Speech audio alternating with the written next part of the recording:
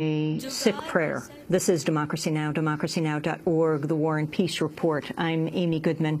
We are joined by John Nichols, political writer based in Wisconsin for The Nation. His piece on Sunday's killing spree is called "Shootings at a Temple Test the Founding Faith of America." Welcome, John, to Democracy Now! Can you talk further about what took place at the Oak Creek Temple, where the gunman, who has now been named, CNN saying it is believed he is a white supremacist, he was in the Army, now CBS reporting in psychological operations unit at Fort Bliss, as well as another military base, Wade Michael Page, his name. John, talk about Wisconsin and the Sikh community. Well, the Sikh community has been in Wisconsin for a good deal of time. Wisconsin has deep roots with India. Robert M. La Follette, our great progressive senator, was one of the most passionate, perhaps the most passionate supporter of the anti-colonial movement in the 1920s, 1930s with his family. Then the University of Wisconsin was very welcoming to Sikh scholars over the years. So as a result, this state's got an old Sikh community. It's grown tremendously in recent years, however, and particularly in the Milwaukee area, particularly there on the south side, around that suburb of Oak Creek. And one of the deep, deep tragedies of this shooting is that many of the people who were killed or wounded yesterday were folks who had built that temple. In fact, they had built that community over several decades. And so this is a deep, deep loss, but it's also a deep loss for the neighboring community. A state legislator from the area, in fact, state legislators who are of Polish-American background, were literally breaking down in tears. And one of the reasons is that this community is very integrated. It's been a part of the Milwaukee area, and it's also done a great deal of outreach to our political leaders. Remarkably enough, yesterday morning, at the same time that this shooting was taking place, former Governor Tommy Thompson, who is the Bush administration Secretary of Health and Human Services, was speaking at another Sikh temple just about 20 miles away. Right. In fact, we were just speaking with the leader of that Sikh temple, who said that in the end, Tommy Thompson didn't speak, of course, because that's when they were learning what took place, but he was there. Yeah. The tradition in Wisconsin with the Sikh community, going back to La Follette? Yeah, it is, and an aware and conscious tradition, not an unspoken one, that Sikh scholars came to this state.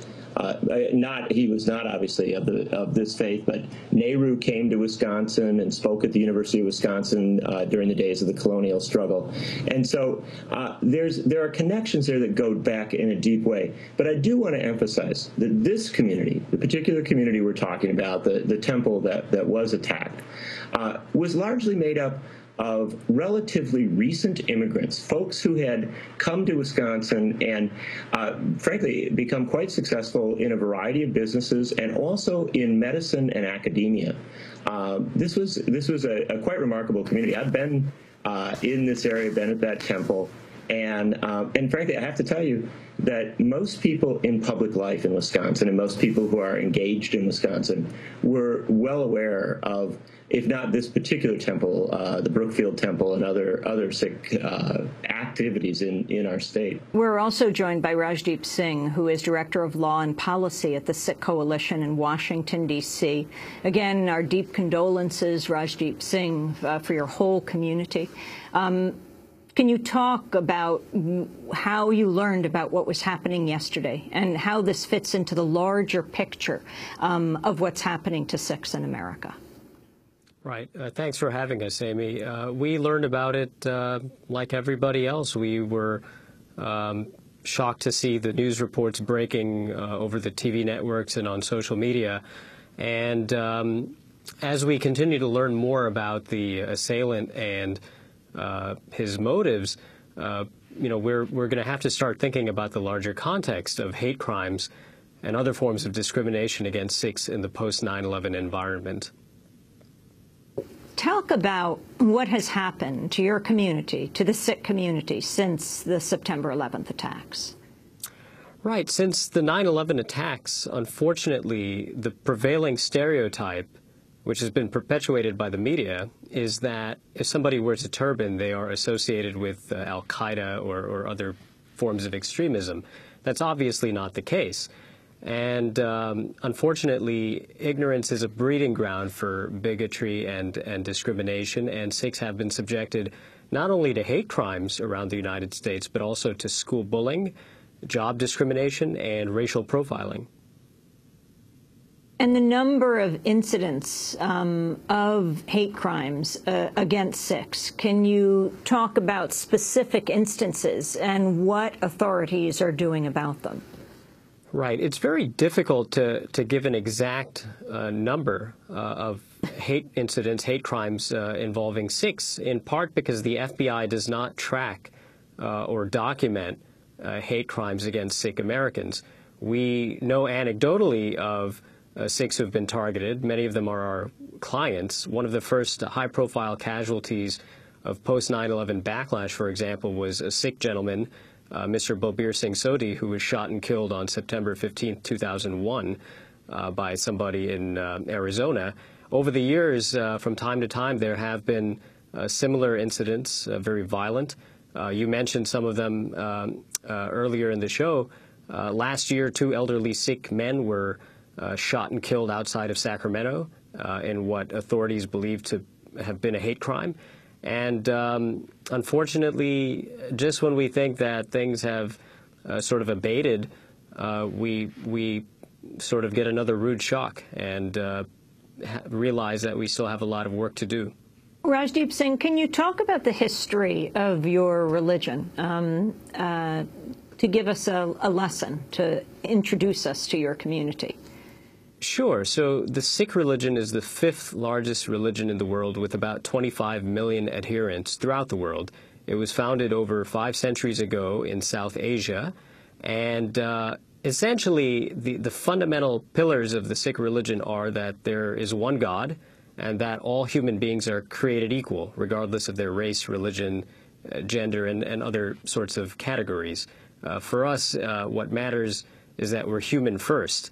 And that the content of our character as human beings ought to be of importance to people, not our religious labels and other affiliations. And Sikhs in America, what brought Sikhs to America? Well, Sikhs began to migrate to the United States at the end of the 19th century. Many of them, in fact, most of them settled on the West Coast and worked as farmers and as laborers. And in fact, there were some hate incidents. Many people aren't aware of this, but there were actually riots, race riots, in which Sikhs were targeted around the very early part of the 20th century, in the early 1900s. And notwithstanding some of the bigotry and overt hostility which they faced, they built very successful careers as farmers, agriculturalists, entrepreneurs, professionals. And many people aren't aware of this, but Sikhs have been in this country for over a century. And we are thriving in the professions that we pursue, but unfortunately and ironically, we're still facing existential challenges in the form of hate crimes and other forms of discrimination. And can you talk about your dress? Why men choose to wear a turban? Well, the turban is a religious requirement for Sikh men. It is something which signifies a commitment to upholding the traditions and principles of the Sikh religion. It is sort of a declaration of Sikh identity and says to the world that we are Sikhs and that we are bound to our traditions and that we stand by our convictions and are committed to protecting people and protecting them against any form of tyranny or oppression. And so what's ironic for us is that, ideologically speaking, Sikhs are among the most American of Americans. We believe in religious pluralism. We believe in religious freedom. We believe in justice and equality for all. The turban is something which signifies a commitment to those values. Nevertheless, we continue to be regarded as something other than American in this country. What are you hoping now will come out of this horror that took place in Oak Creek, Wisconsin? What are you calling for? Well, in the first place, in the near term, we hope that the families of the victims get support from their friends and neighbors within the Sikh community and also outside the Sikh community. In the fullness of time, in the long term, we hope that we can have a much-needed dialogue in this country about religious pluralism, diversity, appreciation of diversity, and the need to not just accept each other, but also appreciate each other. Well, I want to thank you, Rajdeep Singh, for joining us, Director of Law and Policy at the Sikh Coalition in Washington, D.C. I know that you have to move on. I wanted to continue our coverage of the massacre at the Sikh temple in suburban Milwaukee, Wisconsin, at Oak Creek, in which a gunman, we now know his name. His name is Wade Michael Page. He was in the military. CBS is reporting. He was in psychological operations at Fort Bliss and then also at Fort Bragg in North Carolina. Since then, he has the details of his discharge were not clear. He joined the military in 1992, honorable discharge in 1998.